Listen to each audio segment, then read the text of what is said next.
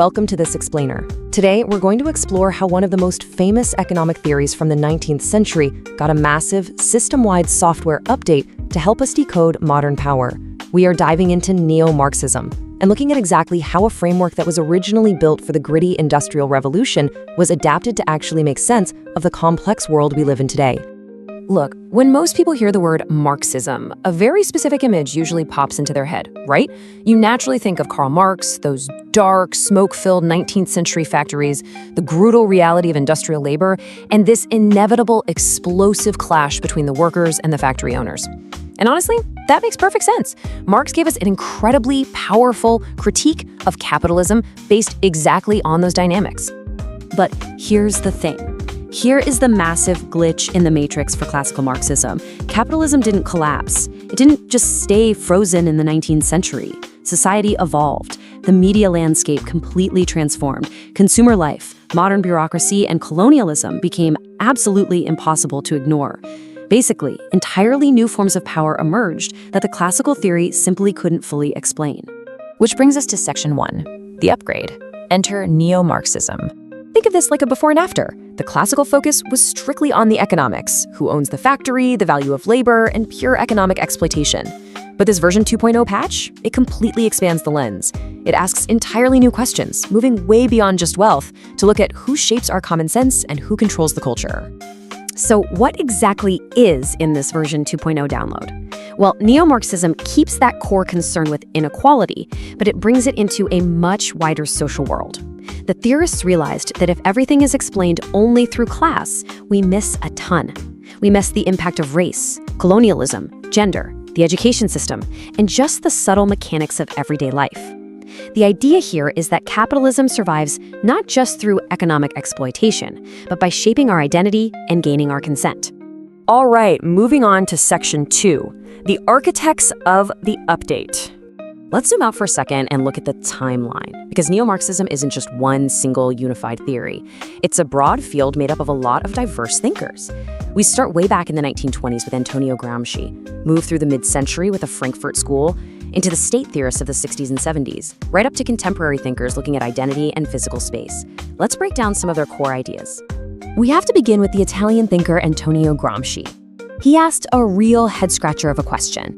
Why do ruling systems survive even when the people living under them are exploited or unhappy? His answer all centers on this concept of hegemony. Gramsci realized that ruling groups don't just dominate through police force or money. They dominate by shaping culture and values to the point where the existing order just feels natural. It feels like common sense. Our power structures depend heavily on our daily, quiet consent.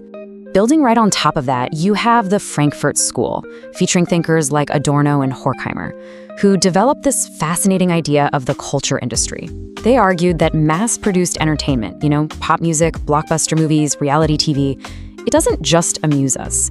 It actually reproduces passivity. Entertainment teaches us to conform and adapt to the system rather than question it. And then Herbert Marcuse took this a step further with the concept of the one-dimensional man. This describes a person whose very needs, desires, and imagination are so deeply embedded in capitalist society that genuine critique becomes almost impossible. Domination isn't just happening on a factory floor anymore. It's happening in advertising, in our media feeds, and right inside our everyday desires. Then we have the French thinker Louis Althusser mapping out how this works in practice.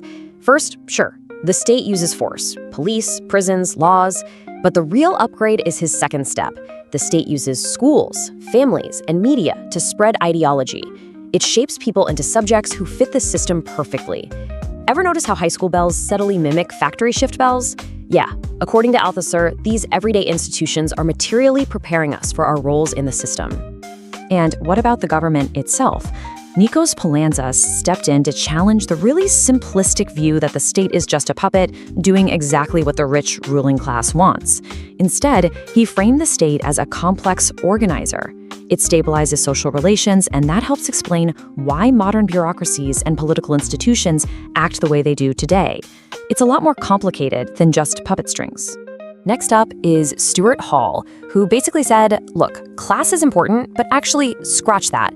Class alone absolutely cannot explain everything. He proved that race, nationalism, and media representation are fundamental to how power actually functions. Culture isn't just some secondary side effect of the economy. Culture is exactly where power is actively produced, and more importantly, where it gets contested. Bringing us right into the contemporary era, the geographer David Harvey shows that modern capitalism survives today by literally reorganizing physical space. It's not just about exploiting a worker's wages anymore.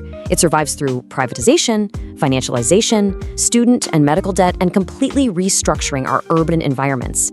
It's finding entirely new ways to accumulate wealth all around us.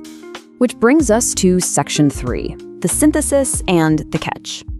Putting this all together marks a profound shift in how we are supposed to understand power. The classical theory asks, who owns the factory? But this updated neo-Marxist framework demands we ask, who shapes the worker's mind?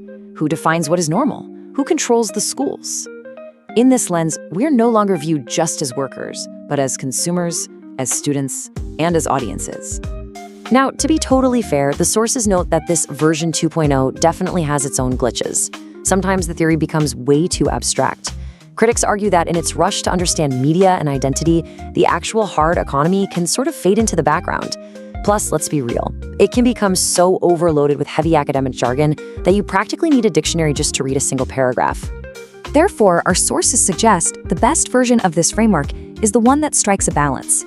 It keeps Marx's original, laser-focused critique of capitalism and economic inequality alive, but it actually takes culture, race, gender, and institutions seriously. That flexibility is its absolute greatest strength. It makes the critique realistic for the world we actually wake up in every day. There's this one quote directly from the source material that perfectly sums this all up. Theory, if it wants to remain useful, cannot remain 19th century theory either. Because, well, capitalism did not remain 19th century capitalism. The tools we use to understand our society simply must evolve just as fast as the society itself. So, I want to leave you with this final, slightly provocative thought.